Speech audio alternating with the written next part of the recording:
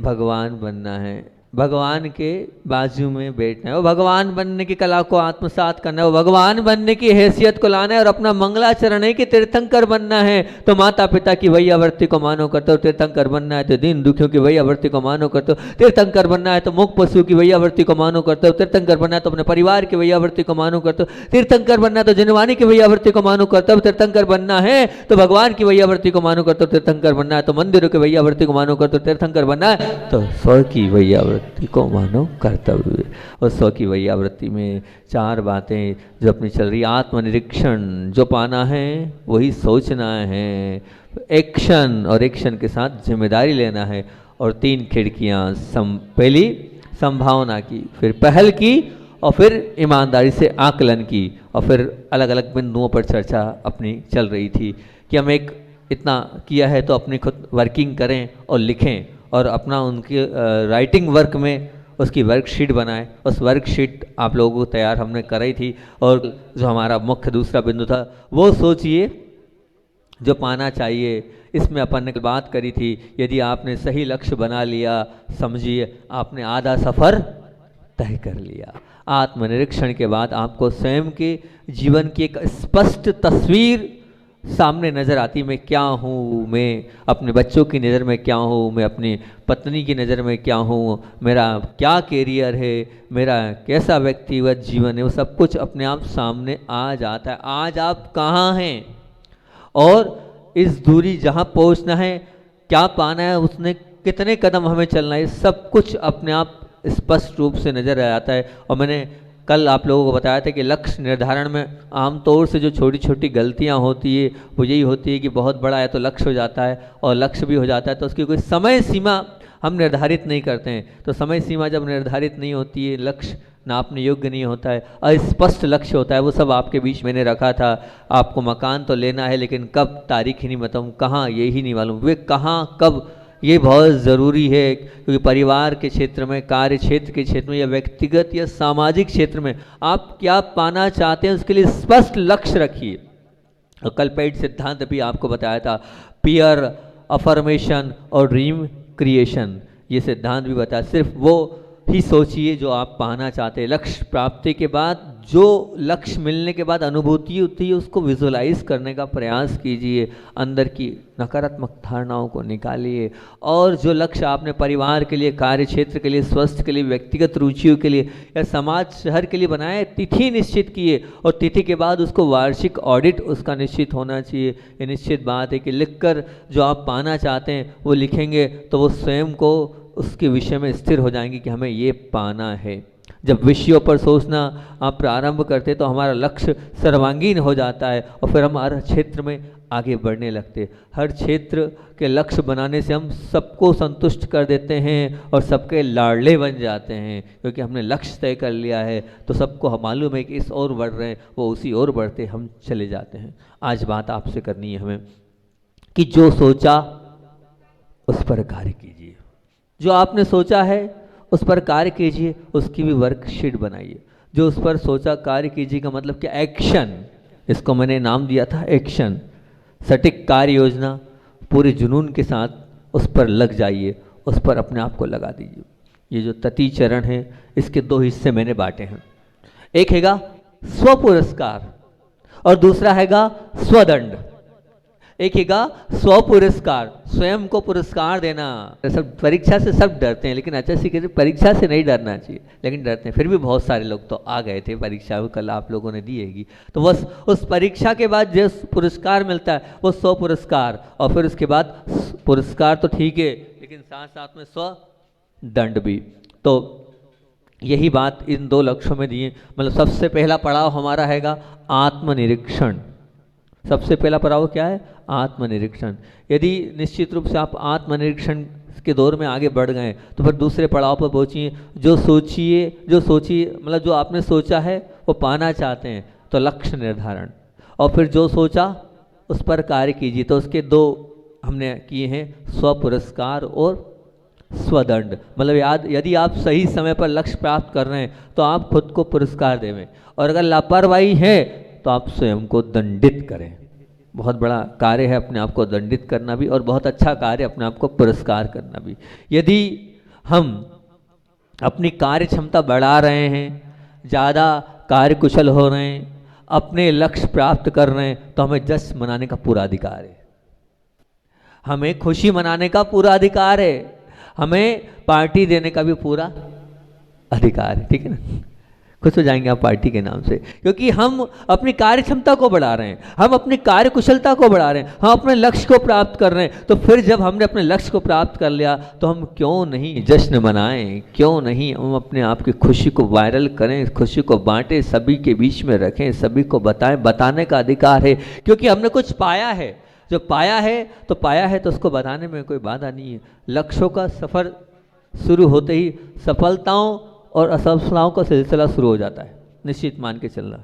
जब आपने कोई लक्ष्य बना लिया और उस लक्ष्य की ओर आगे बढ़ रहे हैं, तो उस लक्ष्य की ओर जब आगे बढ़ते हैं तो एक सफलताओं का दौर भी होता है और एक असफलताओं का सिलसिला भी चालू हो जाता है, शुरू हो जाता है, प्रारंभ हो जाता है। तो उन सफलताओं और असफलताओं के बीच में अपने आप को कैसे संभालना है, बहुत अच्छी बात है कि एक सफ़र में हम 100 पुरस्कार के माध्यम से, एक सफलता में, एक उच्चतम अवस्था में हम 100 पुरस्कार का एक बहुत महत्वपूर्ण पड़ाव है, क्योंकि पुरस्कृत होना और सराहना पाना ये सबकी चाह होती। हर व्यक्ति चाहता है मुझे पुरस्कार मिले, और हर व्यक्ति चाहता है मेरी सराहना हो, मेरी प्रशंसा हो, मैंने जो किया है उसके लिए अपने आप में उसे गर्व होता है कि ये मैंने किया है, तो उसका कहीं ना कहीं तो कुछ ना कुछ तो उसका बेनिफिट मुझे मिलना ही चाहिए।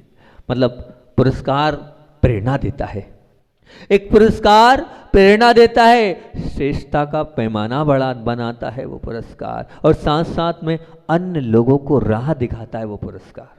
निश्चित मान के चलना, वो आपका पुरस्कार अन्य लोगों को मार्गदर्शन देगा, अन्य लोगों को राह दिखाएगा, और श्रेष्ठता उच्चतमता का वो पैमाना बनाने वाला है। वो पुरस्कार बहुत से लोगों को प्रेरणा देता है, क्योंकि पुरस्कार के देने और पुरस्कार के मिलने के बाद बहुत सारे लोग क्या होते हैं, मोटिवेट होते हैं कि भैया देखो उसने ये किया है, बहुत अच्छी बात है।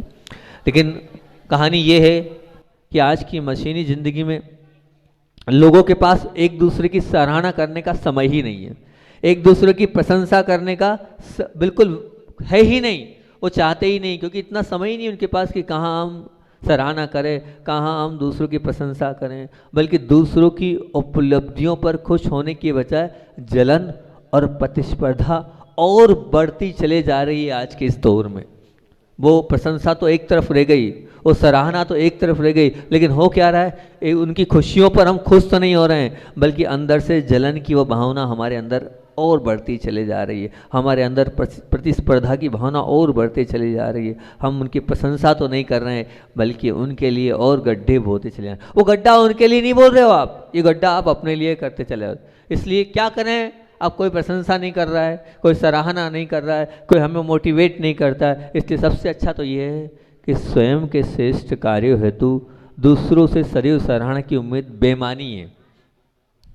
दूसरों से सराहना की उम्मीद बेईमानी है, मतलब दूसरा नहीं करेगा, अगर है तो बेईमानी क्यों बोल रहा हूँ महाराज जी, बेईमानी अगर कोई कर भी रहा है ना, वो अंदर से नहीं करता है, ऊपर ऊपर से करता है, तो वो क्या है, वो बेईमानी। बेईमानी उसको बोलते हैं ना, बेईमानी किसको बोलते हैं कि झूठा प्रदर्शन कर दिया, गलत कर दिया, तो बेईमानी है। अगर कोई कर भी रहा है तो उसको बेईमान मानना, बहुत कम लोग होते हैं जो वास्तविकता में आपकी सराहना करेंगे और कहेंगे बहुत बढ़िया, वो आकाश वहाँ से कह रहा है मैं करता हूँ, समझ रहा हूँ कितना करता है तू। हाँ, तो क्या है वो सराहना क्या है, वो बेईमानी है। ये निश्चित मान के चलना कि कुछ लोगों की धारणा ही होती है, क्या होती है कुछ लोगों की धारणा कि ज़्यादा काम करने से कोई नौकरी में या सैलरी तो बढ़नी नहीं है, इसलिए ज़्यादा काम ही क्यों करो, काम करने की ज़रूरत ही क्या है, करो ही मत, ये धारणा होती है। जब मैं मेरी इंद्रियों का राजा हूँ, वो मैं मेरे मन का मालिक हूँ। मन का मालिक वो होता है जो दूसरे के हिसाब से नहीं चलता है, ठीक है ना। मालिक तो वही है अपने मन को अपने अनुसार चलाने वाला। जो आप अपने मन के मालिक हो तो हमें दूसरों की कमिटमेंट की कोई आवश्यकता नहीं है। दूसरा मेरे लिए क्या बोल रहा है, दूसरा मेरे लिए क्या सोच रहा है, जब मैं सच हूँ तो मुझे डरने की कोई ज़रूरत नहीं। जब मेरा मार्ग प्रशस्त है तो मुझे कहीं से लेकर कहीं तक फिसलन की किसी प्रकार का कोई विकल्प मुझे करना ही नहीं है।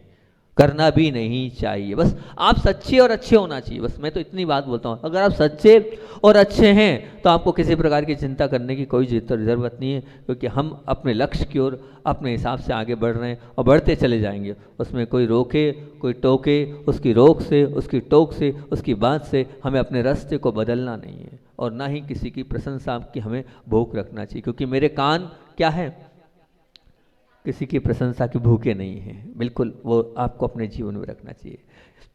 और हम तो इतना कहेंगे कि हम इतना शक्तिशाली और श्रेष्ठ होना चाहिए कि हमें स्वयं को स्वयं के माध्यम से ही पुरस्कार देना चाहिए। बिल्कुल इतने हम शक्तिशाली बने और इतने श्रेष्ठ बने कि हमें दूसरों से पुरस्कृत नहीं होना, हमें स्वयं के द्वारा ही स्वयं को पुरस्कार देना है। मेरा आग्रह है कि हर छोटी मंजिल को प्राप्त करने के बाद आप जमकर आनंद लीजिए, जमकर आनंद लीजिए, बिल्कुल बेतौड़ आनंद लीजिए, अंदर से आनंद लीजिए। मैंने ये प्राप्त किया, कोई कम है क्या? बहुत कुछ प्राप्त कर लिया मेरे जीवन में। जब आप वो आनंद बनाओगे, जब अंदर से उल्लास होगा, तो आगे आप स्वयं मोटिवेट होगे। दूसरा मोटिवेट करने वाला आज के संसार में कोई नहीं है, ध्यान रखना। इसलिए आपको ही अपने हिसाब से अपने अंदर उस खुशी को मनाना होगा, उस जश्न को मनाना होगा, उस उत्सव को मनाना होगा, उत्साह के साथ मनाना होगा, तब कहीं आगे बढ़ पाओगे। अन्य लोग आपकी उपलब्धि के बारे में क्या सोच रहे हैं, इसमें परेशान बिल्कुल मत हो, बिल्कुल मत हो। आपको जो मिला है वो क्या सोच रहा है सामने वाला, उसमें परेशान नहीं हो। आप तो बस अपना सोचो, और आनंद का हर क्षण आपको दुगनी ऊर्जा देगा, तो ज़्यादा तेजी से मंजिल की ओर बढ़ाएगा। पर वो आनंदित आपको स्वयं को होना पड़ेगा। आपको स्वयं को उस आनंद या उत्सव मनाने, मतलब मैं ये बोलता हूँ कि वो आनंद और उत्सव क्यों मनाएं, क्या जरूरी है वो आनंद और उत्सव मनाने के लिए? तो मैं आपसे एक प्रश्न पूछता हूँ, आप जन्मदिन क्यों मनाते हैं? आप जो जन्मदिन मनाते हैं, आपका जन्मदिन मान लीजिए 22 अप्रैल की जगह 22 मई का होता तो कौन सी कोई भूचाल आ जाता है क्या कि 22 अप्रैल की जगह 22 मई को हो जाए या 1 अगस्त को हो जाए, तो कोई भूचाल आ जाता है? लेकिन सोचिए कि आपका जन्मदिन, क्योंकि उस दिन क्या होता है, आपको बधाई आती है ना, कोई ना, और बहुत सारे इनविटेशन आते हैं, आप बहुत सुंदर से कपड़े पहनते हैं, आप और बहुत सारे SMS तो आते ही आते होंगे आपके जन्मदिन की बधाई पर। और अनेक हो सकता है घर में बहुत अच्छी विशेष डिश बोलते हो ना आप, भोजन तो नहीं बोलते हो, डिश है ना, वो जो आप बोलते हो हमको देते हो, तब देते वक्त आप बोलते हो, क्या बोलते हो? नहीं, वो कुछ और बोलते हैं आजकल, हैं? नहीं, उस केक का नाम दूसरा रख दिया कुछ आप, मधुरम। प्रतिभा स्थली की बहनों ने उसका नाम मधुरम रखाएगा। बोले महाराज जी मधुरम। तो इस प्रकार से आप वो सब कुछ करते हो, बहुत अच्छी बात है। और विशेष भी पकवान बनती है, और वो दिन कुछ आम दिनों से कुछ विशेष होता है, वो अलग होता है। उस दिन आपका आनंद कुछ अलग होता है। बस जन्मदिन में आनंद इसलिए आता है क्योंकि वो लोग बधाई देते हैं, SMS आते हैं, नए कपड़े आप पहनते हो, मंदिर जाते हो, कुछ खास अलग से आपके लिए खाने में बनाया जाता है। बस इसीलिए ध्यान रखना, वो आपने जो उपलब्धि प्राप्त करी हैगी, उस उपलब्धि को भी आप कुछ जब आपको मिल जाता है, तो वो जैसे जन्मदिन में कुछ खास होता है, वैसे ही आप उसी प्रकार से उतने ही उत्साह के साथ उस दिन को भी मनाओ जिस दिन आपने कोई मंजिल प्राप्त करी है। क्योंकि जीवन में पुरस्कार का आनंद और उत्सव का खास स्थान है, निश्चित मानना। उपलब्धियों पर आनंद मानकर खुद को पुरस्कार देने से आप निश्चित रूप से मोटिवेट होगे। आप अपने आप से ऐसा कहो, शाबाश बहुत अच्छा किया। क्या करें, अब दूसरा नहीं दे रहा तो अपन दो, अपन अच्छा किया है तो शाबाशी खुद को दो आप, तो मोटिवेशन आपको मिलेगा कि हाँ मैंने अच्छा कार्य किया है, मुझे और आगे बढ़ना है और बहुत कुछ प्राप्त करना है, अभी कहीं मैं पहुंचा नहीं हूँ, मुझे और आगे मंजिल को देना है। ये बहुत अच्छी चीज़ है कि अपने आप को अच्छा बोलना और अपने आप को मोटिवेट करना और अपने आप को पुरस्कार देना, अपने आप का सम्मान करना। क्योंकि हम सबका तो सम्मान करते हैं, बड़ी कमी है हम अपना खुद का सम्मान नहीं करते हैं। हमें अपना खुद का भी तो सम्मान करना चाहिए, हमें अपने खुद को भी तो देखना चाहिए, मैं क्या हूँ, मेरी वास्तविकता क्या है। जब हम अपने आप को सम्मानित करते हैं, अपने आप को हम ऊंचा उठाते हैं, तो मुझे लगता है कि मेरा भी कोई वजूद है, मैं भी कुछ व्यक्तित्व हूँ। ये अभिमान की बात नहीं है, इसे अभिमान मत मानना। आप समझो कि हम अपना अभिमान कर रहे हैं जो हमें मिला, नहीं, मैं अभिमान से परे बात कर रहा हूँ। मुझे किसी को देख, अभिमान जब होता है जब किसी की तुलना, मुझे तुलना नहीं करना है। मैं एक अनोखी, अजनबी और अलग ही आत्मा हूँ, मैंने जो प्राप्त किया वो अलग हैगा। मुझे किसी से कंपटीशन या कंपैरिजन करके अपनी तुलना नहीं करना है। मैं अपने आप में अलग हूँ, उस प्रकार से करना है। अभिमान को अपने अंदर नहीं लाकर और अपने आप के उस कार्य को खुशी मनाते हुए आप करेंगे तो बहुत अच्छी बात है। तो तीसरा जो हमारा सिद्धांत है, वो क्या तीसरा सिद्धांत मैंने आपको बताया है? अपना तीसरा सिद्धांत क्या है? भूल गए। जो करना है उस पर एक्शन करो, और एक्शन तो की, लेकिन उसमें क्या करो? स्वदंड और स्व पुरस्कार से जुड़ो। तो ये एक नई चीज आपके आज बता दी कि स्व पुरस्कार से आपको जुड़ना है। और फिर उसके बाद स्वदंड, इस प्रक्रिया को मैं बहुत बहुत बहुत ज़्यादा महत्वपूर्ण मानता हूँ और मेरे जीवन में इसको बहुत बार इसको रखता भी हूँ, क्योंकि निश्चित ये मान के चलना बहुत काम की बात आपके बीच में रखता हूँ।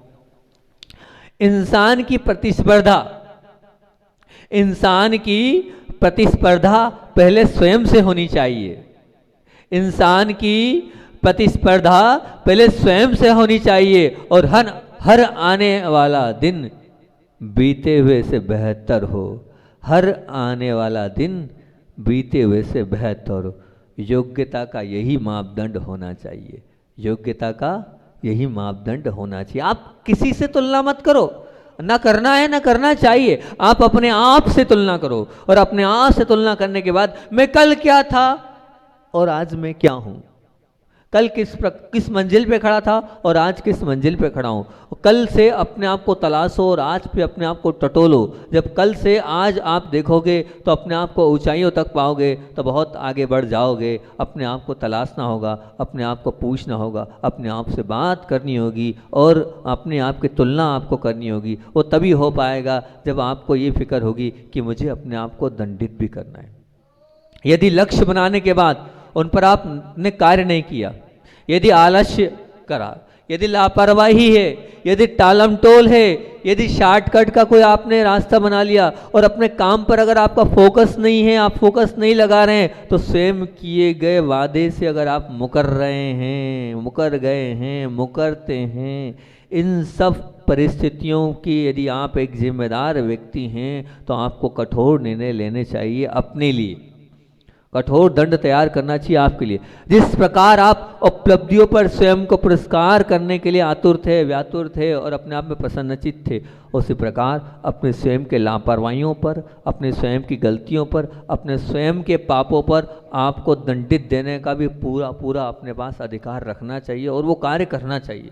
उस दंड के अधिकार से आपका जीवन बहुत अच्छा बन जाएगा, बहुत बढ़िया बन जाएगा। और ये पूर्ण रूप से स्वविवेक पर आधारित है, स्वयं के अंदर आधारित है। यदि आपने स्वयं को ईमानदारी से अपने लिए, स्वयं के लिए आपने अगर ईमानदारी नहीं बरती, तो संसार का कोई भी आपका जिम्मेदारी नहीं और ना ले सकता आपकी जिम्मेदारी। अपनी जिम्मेदारी स्वयं लें।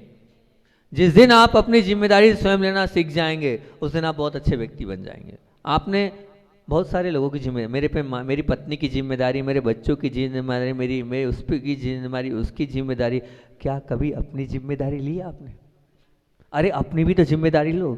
और जब आप अपनी जिम्मेदारी लोगे तो उसमें इस स्वदंड की प्रक्रिया से जुड़ो।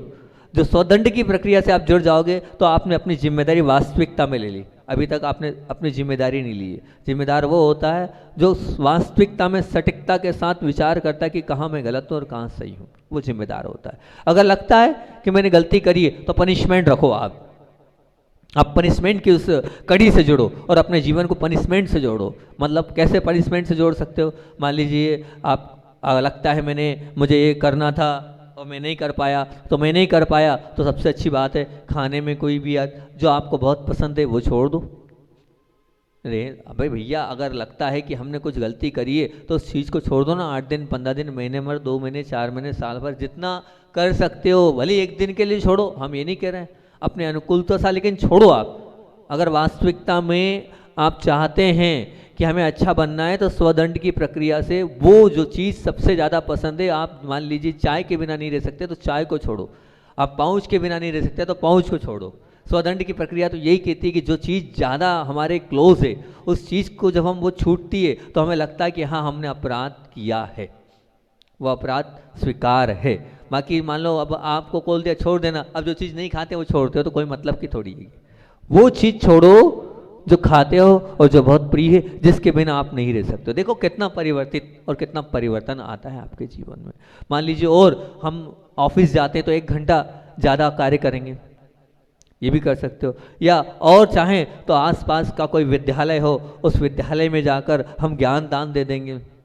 या मान लीजिए एक दिन वाहन का त्याग, सुबह से लेकर शाम तक वाहन का प्रयोग ही नहीं करेंगे हम, बहुत अच्छी बात हो जाएगी अगर ये काम हो जाए। या अपने कपड़े स्वयं धोएंगे।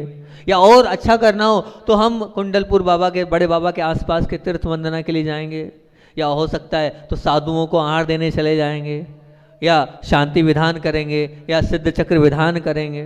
कुछ भी आप अपने हिसाब से अपना खुद का तैयार करो कि मैं क्या कर सकता हूँ, मेरी क्या कैपेसिटी। या कुछ ना कुछ धन का दान देंगे। या हमने तो कुछ बनाई थी कि जब होता तो उत्कर्ष सामायिक करेंगे। आप उत्कर्ष सामायिक 2.5 घंटे तक बैठ के खड़े होकर सामायिक करूँगा। या सबसे अच्छा 4 घंटे मौन रह लूँगा, 2 घंटे मौन रह लूँगा, 1 घंटे मौन रह लूँगा। या फिर धूप में बैठ के ऊपर, जब कब ठंड में नहीं गर्मी में, तो ऊपर खड़े होकर वहाँ बैठ के सामायिक कर लूँगा। या फिर ठंड में करना ही है तो सुबह 6 बजे नहीं, सुबह 6 बजे बाहर बैठ के, या रात को 10 बजे बाहर ऊपर छत पर सामायिक कर लूँगा, या ध्यान कर लूँगा, मेडिटेशन कर लूँगा। मैं बड़ा आनंद आता है, सच कह रहा हूँ, ये करने में। या बिना चप्पल, यानी चप्पल तो है लेकिन बिना चप्पल के चल लूँगा, बिना जूते के रह लूँगा 4 दिन 8 दिन 15 दिन के लिए। चप्पल जूते का त्याग। कॉलेज भी जाऊँगा तो बिना चप्पल के जाऊँगा, तब होगा। यहाँ के यहाँ तो कोई भी आ जाता है, कॉलेज जाके बताओ बिना चप्पल जूते के, तब मानेंगे हम। बहुत ये मतलब आप समझो, या पूरी रात में जागरण कर लूँगा, या खड़े रह के 5 घंटे तक या ये करूँगा। या उठक बैठक करूँगा, गलती होगी तो 100 उठक बैठक, कान पकड़ना उठना बैठना, कान पकड़ना उठना बैठना। मैं सच बता रहा हूँ, ये दंड की प्रक्रिया जो है अपने आप को सचेत कर देती है, अपने आप तक ले जाती है, अपने आप तक हमें सजग बना देती है। उससे आप जुड़ो।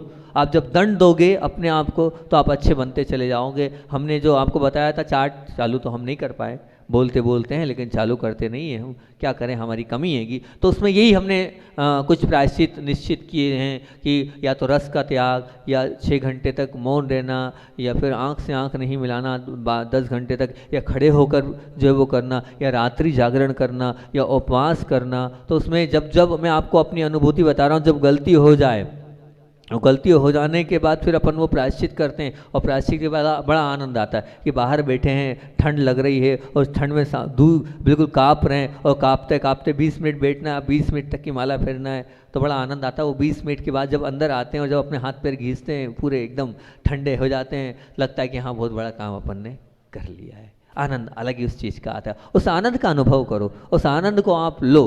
बामोरा में था तो उसमें 4-5 बार बाहर बैठ गया, सब लोगों ने क्या हो गया महाराज को, क्या हो गया महाराज को, क्या हो गया। मैं क्या बताऊं कि मैंने ही मेरे पापों का प्रायश्चित किया। भैया आप चिंता नहीं करो, कुछ नहीं हुआ, हम मानसिक स्थिति ठीक है हमारी, विकल्प की बात नहीं। इतनी ठंड, आदमी काँप रहा है और उसमें बैठना है, और फिर हम आपको बता रहे हैं ना कि फिर अंदर आए, अंदर आने के बाद फिर अपने ही जो है हाथ पैर घींचना, क्योंकि इतने ठंडे, इतने बर्फ जैसे हो गए हैं वो ठंडे।